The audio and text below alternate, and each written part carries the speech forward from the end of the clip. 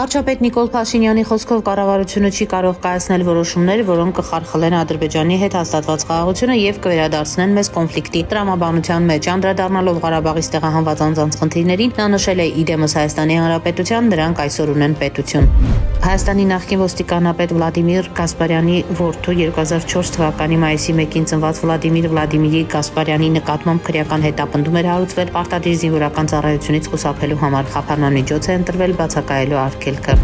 Իրանի նախագահ Մասուդ Պեզեշքյանը հաստատել է հետախուզության նախարար Էսմայիլ Խաթիբիի մահը եւ ցավակցություն հայտնել այդ կապակցությամբ։ Ավելի վաղ Իսրայելի պաշտպանության նախարար Իսրայել Կացն էր հայտարարել, որ իսրայելական ուժերը գիշերային ավիահարվածի ժամանակ սպանել են Իրանի հետախուզության նախարարին։ Մոսկվան եվրոպացիներից որևէ ազդանշան չի ստացել այն մասին, որ նրանք ցանկանում են երկխոսություն սկսել էներգետիկ համագործակցության վերաբերյալ։ Հայտարարել է Ռուսաստանի նախագահի մամուլի քարտուղար Դմիտրի Պեսկովը։ Նա ընդգծել է, որ Ռուսաստանը նպատակահարմար չի գտնում եվրոպական երկրների մասնակցությունը Ուկրաինայի հարցով բանակցային գործընթացին։